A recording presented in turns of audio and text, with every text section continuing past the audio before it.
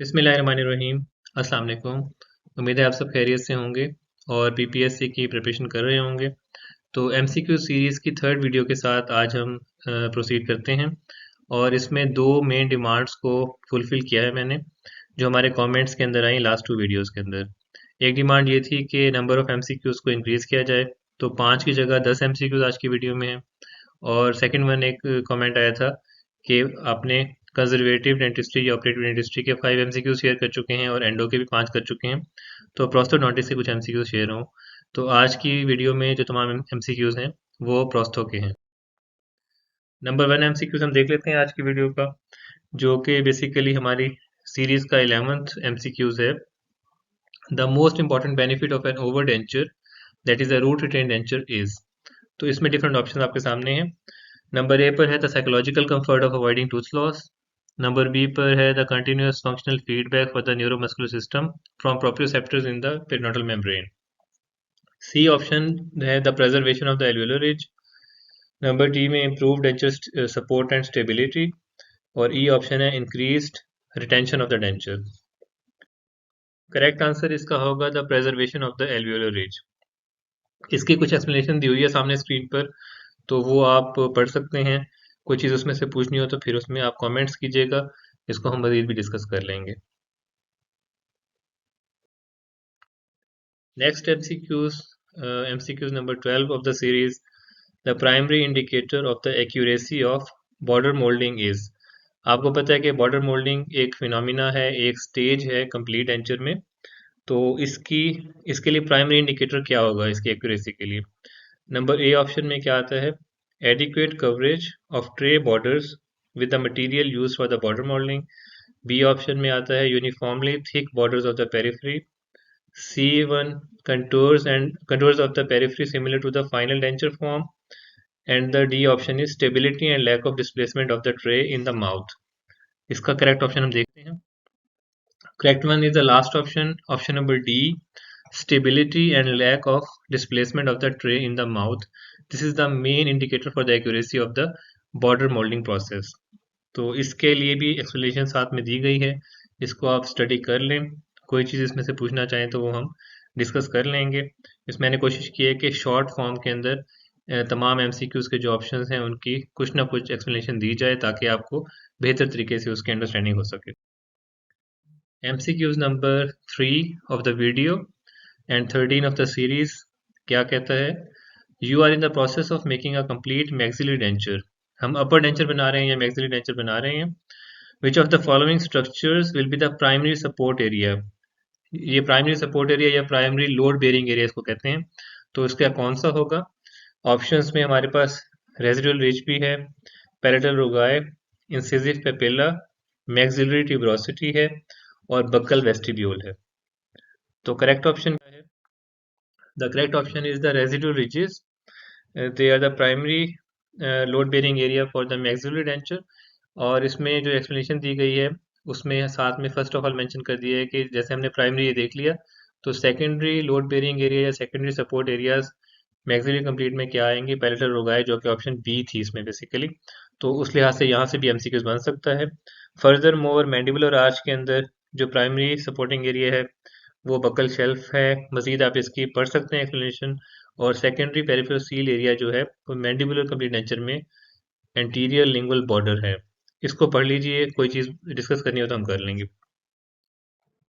MCQ number 14 of the series. An overextended distobuccal corner of a mandibular denture will push against which muscle during the function?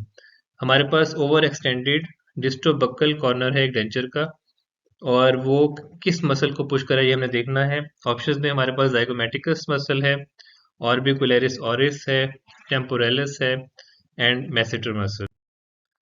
The correct answer is D, masseter muscle, and this is a very common area of overextension and should be checked very well when delivering the mandibular denture. जब आपने insertion करनी है तो ये आपने ज़रूर देखना है, अगर ओवर एक्सटेंडेड है तो इसको आपने रिड्यूस करके according to the area manage करना है। MCQ is number 15 of the series and 5 of the video. The major disadvantage of an immediate denture is. आप इमीडिएट डेंचर देने जा रहे हैं तो उसका सबसे बड़ा ड्रॉबैक क्या हो सकता है? Number A, compromise aesthetics. Number B है speech adaptation is difficult. Number C is extraction site is susceptible to trauma. And number D is relining or the rebasing of the denture is required or mandatory in 8 to 12 months. Number ई है masticated function is lost during the healing phase. तमाम option आपने देख लिए हैं. जो correct option है that is option D. रिलाइनिंग और rebasing of the denture is required in 8 to 12 months. और बेशक ये एक सिंपल प्रोसेस है लेकिन ये इसकी रिक्वायरमेंट होती है, तो ये इसका एक ड्रॉबैक है कि रिलाइनिंग या रीबेसिंग करनी पड़ जाती है. मजीद क्या हो सकता है, जब आप रिलाइनिंग और रीबेसिंग करते हैं इस ड्यूरेशन के बाद, तो कुछ ना कुछ पोस्ट डिलीवरी सोरनेस कुछ दिनों के लिए पेशेंट को फील होती है उस एरिया के अंदर. तो ये इसका करेक्ट आंसर डी है. एमसीक्यूज नंबर 16 देखते हैं सीरीज का, जो कि 6 नंबर एमसीक्यूज है इस वीडियो का, और हम प्रोस्टोडोंटिक्स के एमसीक्यूज कर रहे हैं इस वक्त. अभी हमने डेंचर्स के हवाले से देख लिया था, और अब जो एमसीक्यू है वो आपका क्राउन एंड ब्रिज से है. तो इन मेटल सिरेमिक रेस्टोरेशंस फेलियर और fracture usually occurs in the number A option porcelain, number B porcelain metal interface, and number C is metal.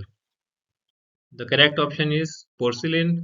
और इसकी one of the major reasons for acceptance of PFM और the porcelain fuse to metal restoration is their greater strength as compare to the all porcelain crown or the porcelain alone crown. Number 17 MCQs series का देख रहे हैं हम.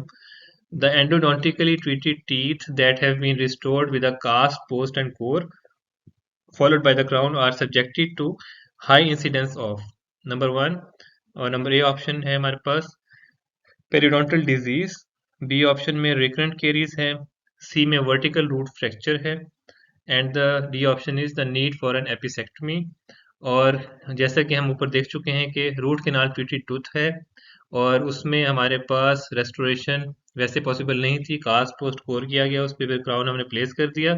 तो इसमें option C correct आएगा, that is vertical root fracture. इसमें vertical root fracture हो सकता है जब भी कोई ऐसी फोर्स पड़ सकती है इसके ऊपर. और मेजर सिम्टम क्या सामने आएगा, पेशेंट को पेन ऑन बाइटिंग होगा, और बाज़ दफ़ा ये रिलीजिंग पेन भी इसमें शो होता है. ठीक है. The radiograph will usually appear normal. Radiograph में कोई साइन नज़र नहीं आएगा. इसमें फिर और डिफरेंट मेथड्स यूज़ करेंगे इसको डायग्नोस करने के लिए. Number 8 MCQs of the video and 18th of the series.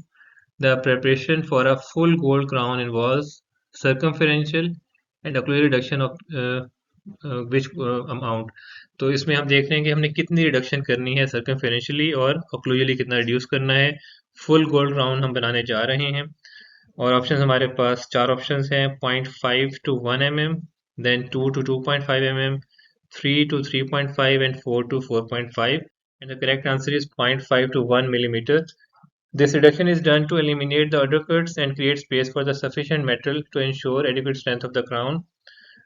Next MCQs है 19, थोड़ा 18 से मिलता जुलता ही है. इसमें the preparation for a metal ceramic crown involves how much reduction circumferentially as well as occlusally.